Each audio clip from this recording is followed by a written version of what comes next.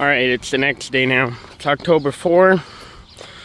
I got home from school about half an hour ago, a little longer than that. I was coming out here to help, but the next egg bag that started just split apparently. Bagger sunk in the sand, I guess, or something, and the bag ripped on both sides.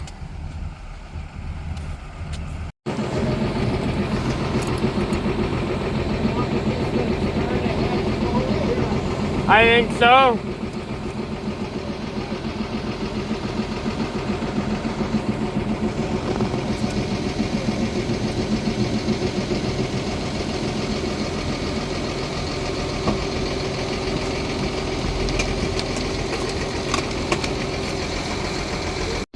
Bagging again. We pulled the bagger ahead and released the cable tension, so now we're hopefully hoping that it doesn't rip anymore. Put this tractor on the backstop here so that it wouldn't fall off once we let the tension out. Alright, it took us almost an hour to get everything sorted with the bag, but looks like we'll be alright. We'll just have to put some dirt in the spots where it ripped, but that's fine. So tonight again, I'm going to be running chopper for a little bit before I go to church for cadets, but it's good. So yeah, around an hour and a little bit I'll be running chopper for, probably an hour and a half. But yeah, mom's milking cows. She ran the chopper all day, and we also have hired help because it's Friday nights and I'm generally not home from school this early. But just because of the way that class is lined up again this week, I wasn't busy for too long today, which is good because we are very busy over here. So yeah, we're in a different field today. We finished things up on the BMR field. There really wasn't that many loads left there. So yeah, Mom and Dad and Leonard finished that up. So that's why we're over in this field.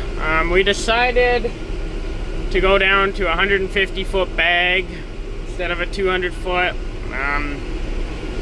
Just because we thought we didn't have enough corn to justify a 200-foot bag.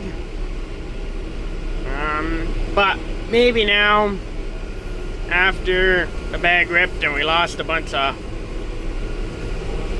kind of length with it after dealing with everything, maybe we'll wish we had the 200-foot bag, but we didn't really plan on having the bag rip. But it's okay, we got it figured out. So yeah, I don't know if we'll finish bagging today now after we lost an hour and a half. Due to that, we lost about 4 loads worth of time. So yeah, but we will see how the night goes.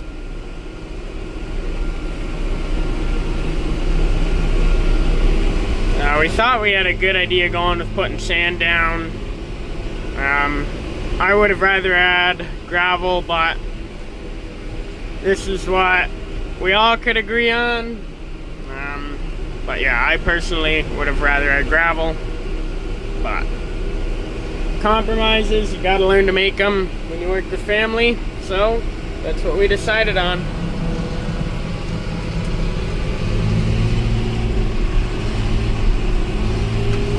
It's a lot of short rows, just with the way this field is laid out. So that means it's gonna take longer to chop because I'm spending more time running around. But it is what it is, just the way the field is shaped.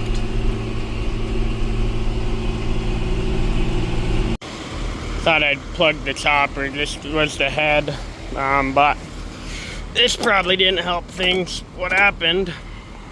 Just snapped the shear bolt. But I was going a little quick too, but yeah, it's not good. I just can't win tonight with chopping corn. It's the next load. And we must have broken another shear bolt. Or the header stopped anyway. I don't know why. I was switching rows and it all just stopped.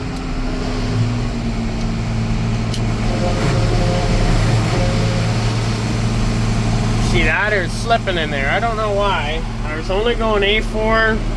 The tractor's not bogged down and are switching over rows. Weird. Well, start slow.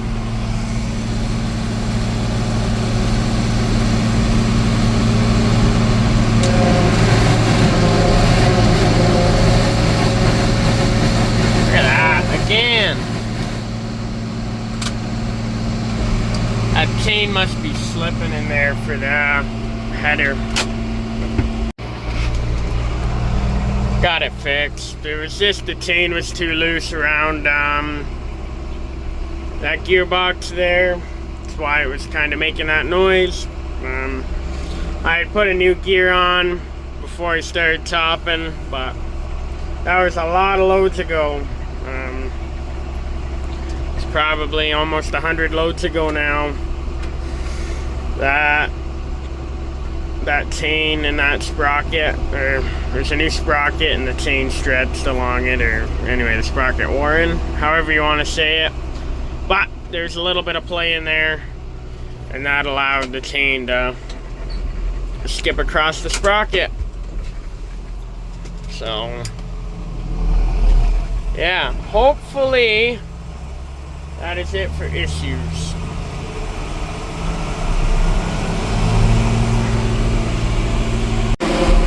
Yeah, you can see the tractor is not really working that hard right now. Trying to chop these last 2 rows up here. So it was not like I pushed it too hard, it was just that it stretched.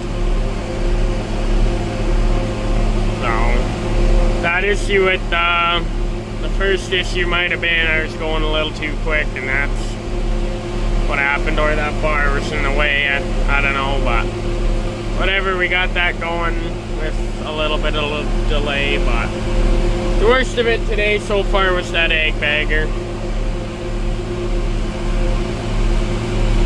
But it's gonna happen. It's like yesterday with that flat tire on that wagon. It's all gonna break, so. But anyway, got a little single row here that I am just quickly chopping out. I guess a bonus row. I don't really know how we ended up with 1 extra, but we did. Guess just the way that rows got counted. Alright, it's Saturday, October 5 now. We're gonna top off the silo today, and then we're gonna finish filling the bag. Pulling wagons at 2350 today just because I did not want to unhook the manure spreader for only about 5 loads. So the tractor's a little smaller, but we'll just take her easy.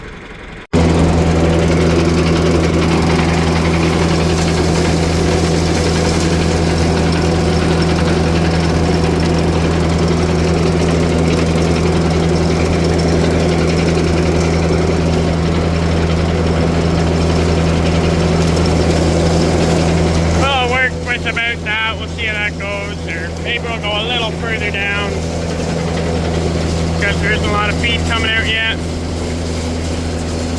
Pretty neat. It's my first time all alone running out this wagon. But it runs a little differently than ours, but pretty cool.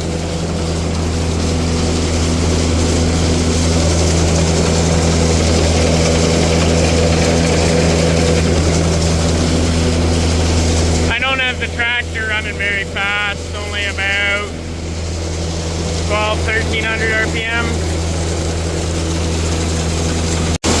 I cannot believe how smooth this wagon unloads. That is amazing. Just doesn't dump the clumps off the top. It just feeds so smooth with the augers. That is something. Wow.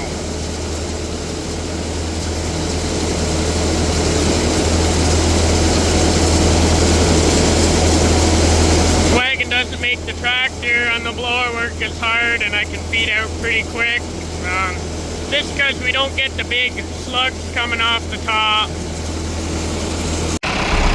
Okay, got the first load put in. I am going to climb the silo and see how full it is.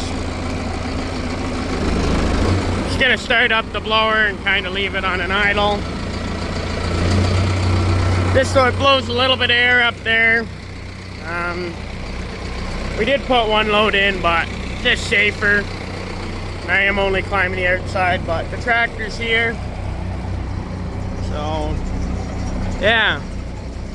The auger's set off right now, so I'm not worried about the cows. Anyway, I'm gonna climb.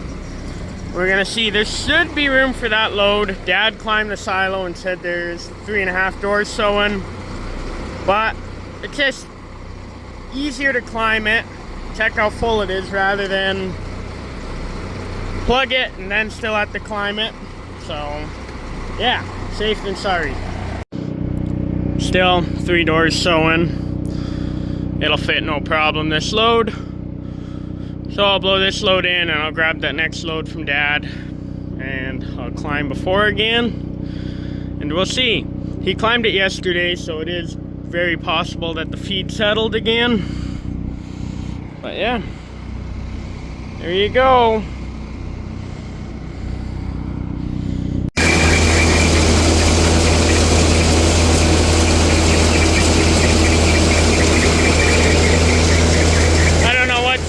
In this wagon, but something is.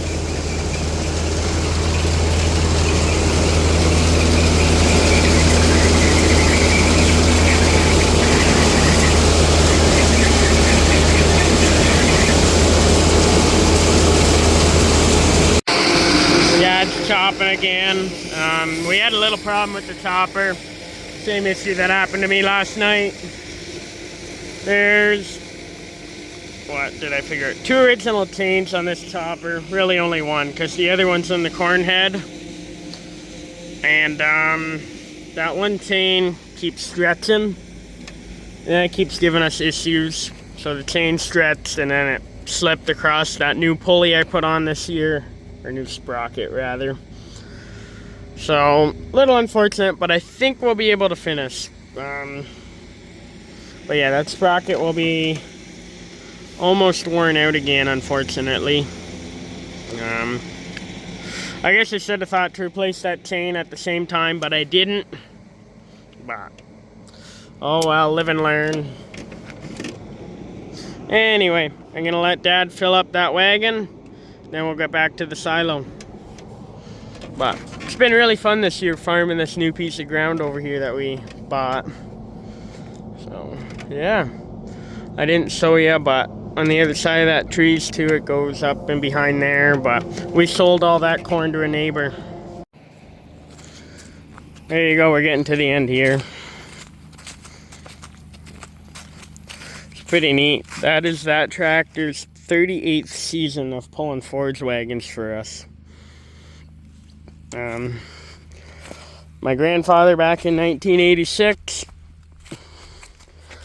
he was getting tired of waiting for custom guys to show up to chop corn. So that year what he did is he bought a used chopper and 2 brand new New Holland forage wagons, which we still have.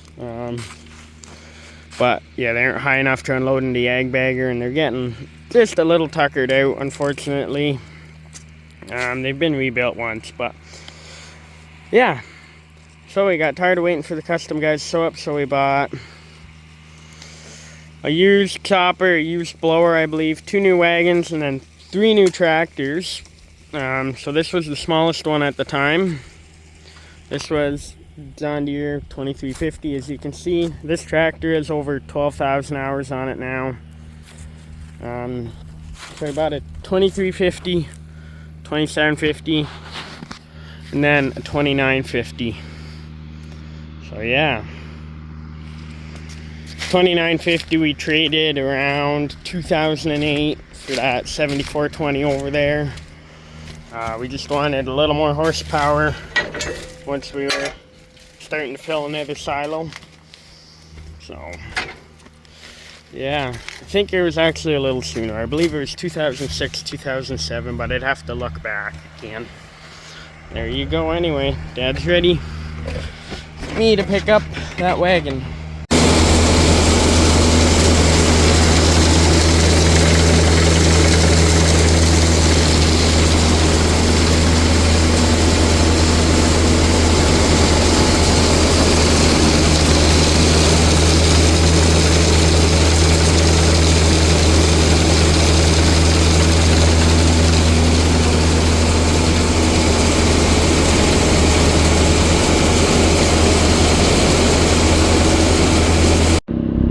Getting pretty full. See Dad over there chopping from here. I don't know if there'll be room for that wagon. I might have to stay up here or climb back up here after I get the next wagon while someone else blows the load off. But we will see. This new distributor that we got this year doesn't move back and forth like some of the other ones, unfortunately. So otherwise we'd be able to maybe do a better job, but we'll have to see. So we decided we're not going to put any more in that silo. So what we are doing is we're back to bagging for the last probably 4 or 5 loads. Mom is running wagons today because that chopper's acting up. I'm over here by the bagger. I gave her pick of the job, what she'd rather do. She said she'd rather run wagons because she's done that more. So I'm out here working with the bagger. You can see over here. So this is where we started today. We got the bagger set at 600 pounds of pressure. And it creeped up on me on that load. I don't know why. But we started at, like when we started today, we were at 1,000 and the tractor was in park. So we took the tractor and put it in neutral. Then release the pressure down. But by the end of this first load, we were up to around 800 pounds of pressure again, so we just kind of packed it right in there. But it'll be fine. It's only one load. Now I have it set again where we need it to be. I'll show you this gauge and what it looks like. See, it creeped up on me again. Now we're at 700. I'll have to turn it down. There we go, back to 600. Egg baggers are interesting, that's for sure. Leonard was running this. This is his tractor. He was looking after all of this. He's made egg bags for years. Or he did when he still dairy farmed. He sold out of dairy cows. So that's why he was able to come and help us. So yeah. He's been making them for, well, since 2007, and then the year he sold out of cows, actually, we started making egg bags. I believe there was maybe a year overlap, I don't recall. But he comes down and he helps us out, so. But not today. We're not making that many loads today, and he lives about 45 minutes away. So he had some stuff to do at his place still. He still farms, just not with dairy cows anymore. I know I didn't get a chance to show you what it looked like after yesterday with the bagger, but there you go. So yeah, we let the pressure off and you can see that, and then we started bagging again. So I kind of put this kink in the bag, but that should help us with our problem over here. You can see this little tool here. I know I showed it last year because I got to run the bagger a little bit last year too. It's the stretch bar. So we're at 30 centimeters here. The maximum is 11 inches. Pretty close. So yeah, it's just so you don't split the bag, because in theory you could pack it so tight in there that you rip the bag open. That wasn't from too much feed in the bag, that was from the bagger sinking in the sand. But you can see now we've been putting boards down so that that does not happen again. And we are only probably 15 feet away from being back on dirt. Yeah, I'm hoping by next year the sand will be packed good enough, but I don't know. It's hard to know what to do. But yeah, if you don't know how the bagger works, the feed will come up that unload chute there, and it'll fall into this drum here, and this rotor will just push it all in and pack it. And then there's a brake here that'll hydraulically brake it through this pressure on the bagger and through the weight on the tractor, and that will help it pack tight. So it's very similar to grain bagging, but in grain bagging I don't think you pack the feed in. I think you just kind of let it dump in, but grain doesn't compress like haylage or corn silage does. It's hard to see, but under this cover is actually the braking mechanism. It's just a rotor and caliper, just basically the same as brakes on a car. See right there? So pretty neat, but yeah, it's just a huge disc brake in there.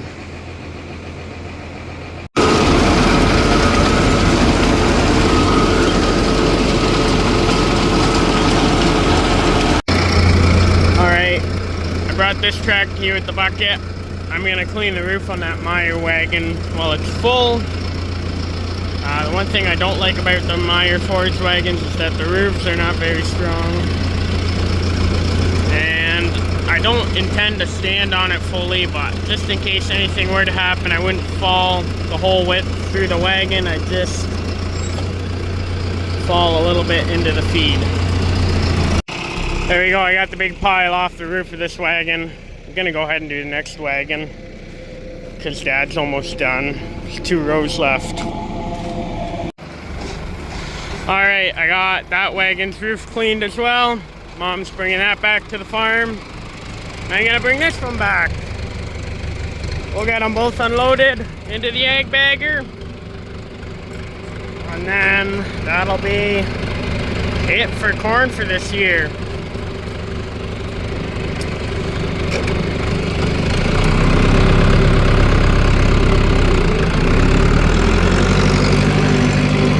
There you go. Took a week, but we got pretty well, I believe it was 55 acres roughly of corn put away. And well, some of it got sold, but it went into bunks, silos, and bags. So yeah, good stuff.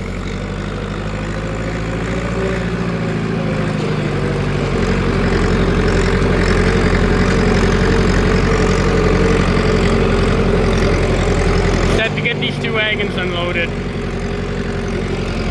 Roger is ready on his way. Pick up the ag bagger.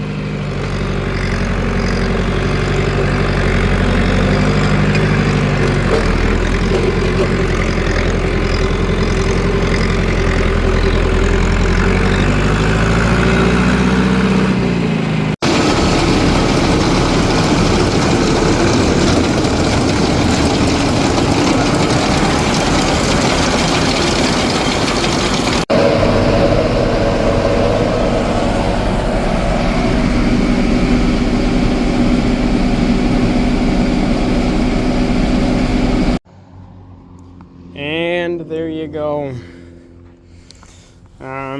We could have had a little more silage left over. We did sell a little too much. That's why we went down to a 150 foot bag. You can see there was another 1, 2, 3, 4, 5, 6 folds we could have filled in this bag. That would have been a couple of loads, but it is what it is. We have some carryover from last year, so probably next year we'll just be right out of corn silage in time to start chopping. But anyway, alright, I'm gonna leave this tractor over by the ag bag so that Roger can get it all packed up.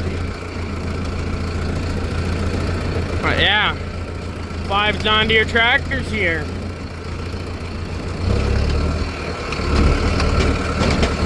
Anyway, that is all I have for this video. I'm sure it's a long video. We had a good run of egg bagging this year. And filling silo. So I'm pretty happy.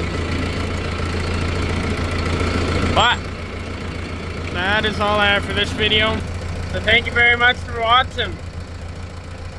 Hope you enjoyed it.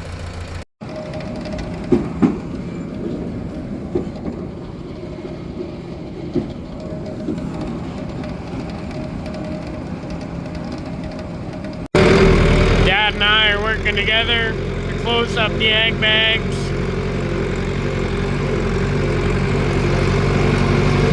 We're both grabbing buckets of dirt. 2 buckets per bag, goes pretty quick. We also had to patch up the sides of that bag that has the holes in it. And there you go. See that hole over there in the side of the bag where the bagger got stuck? It's all patched up.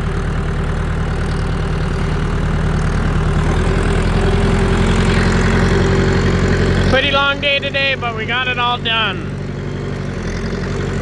Got both bags closed, patched all the holes in the bags. This bag was great. This one didn't have any holes in it other than the one at the front that we had to seal up. This is the opening, but the other bag had quite a few holes in it.